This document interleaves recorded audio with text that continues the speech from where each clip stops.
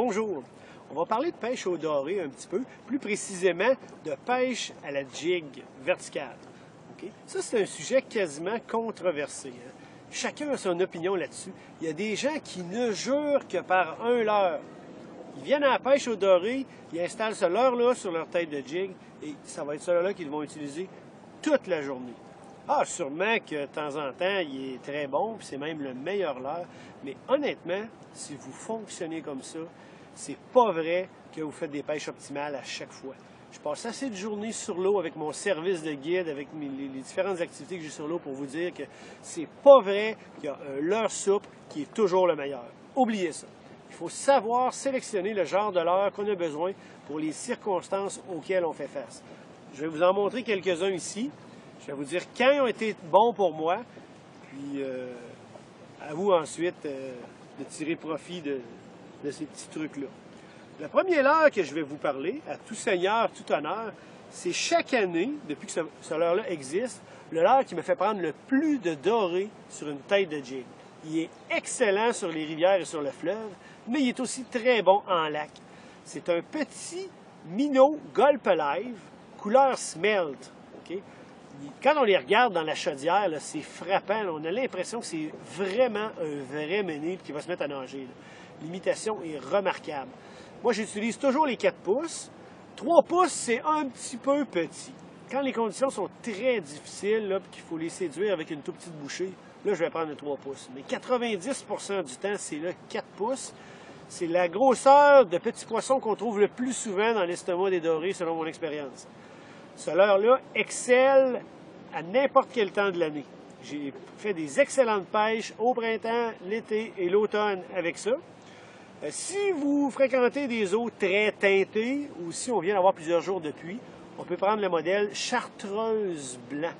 À ce moment-là, la bédaine est blanche, encore une fois, mais le dos est chartreuse. Évidemment, l'avantage de ce leurre-là, c'est un produit Gulp Alive, c'est le dégagement d'odeur. En plus de son réalisme, il dégage beaucoup d'odeur. Puis même moi, je suis presque tombé dans le piège ce printemps de penser que c'était le meilleur leurre, toutes circonstances confondues. Je vous explique ce que je veux dire. Ça faisait plusieurs journées consécutives que je guidais au lac Saint-Pierre. On se retrouve souvent au travers d'un grand groupement de bateaux. Puis honnêtement, on prenait systématiquement plus de poissons que toutes les autres embarcations qu'il y avait là, avec ce minnow-là, Gulp Alive, puis une tête de couleur voyante. Là. Moi, je prenais une Jig Joe, soit Glow in the Dark, là, phosphorescente, ou encore chartreuse ou orange. Puis je voyais les autres embarcations utiliser un leurre souple avec un ver de terre. Par moment, c'était du 2 puis du 3 pour 1 là-dessus. Okay? Une certaine journée donnée, je guidais un groupe de 10 pêcheurs. On était 3 bateaux. Okay? Cette journée-là, le vent ne nous permettait pas de sortir au large sur le lac Saint-Pierre, là où l'eau est plus claire. On a dû pêcher dans les chenaux des îles de Sorel. Un de mes très bons amis et guide de pêche aussi, Yann Laguna, était présent. Puis à un certain moment donné, bon, c'était un gros vent nord-est. Hein? C'est pour ça qu'on n'a pas pu sortir au large. Puis la pêche était lente, là, une touche de temps en temps. Moi, j'avais 1 ou 2 dorés de capturer. Là, je prends le téléphone cellulaire, j'appelle Yann, que je voyais un petit peu plus loin dans le chenal. Je dis, Yann, comment ça va, toi? Ah, Dan, je suis rendu à 6-7. Ah. Fait que là, on continue de pêcher, là, puis il s'écoule une autre heure. Il s'est rajouté un doré de notre côté. Là, je passe un petit coup de fil à Yann. Puis, toi, comment ça va tes affaires? Ah, Dan, je suis rendu à 12. Oh, un instant, là, si vous me passez l'expression, je suis en train de me faire blower, là. Fait que, là, je dis à Yann, mais ma foi, tu vas me dire avec quoi tu pêches certain, tu sais. Puis là, Yann, finalement, il pêchait avec un leurre souple, mais avec une petite queue chartreuse, hein, ce qui est couramment utilisé là, dans ce secteur-là. Pourquoi c'était meilleur, cette présentation-là, que mon petit minnow Gulp Alive? C'est fort simple. Les eaux dans les chenaux des îles de Sorel sont beaucoup plus brunes, beaucoup plus teintées.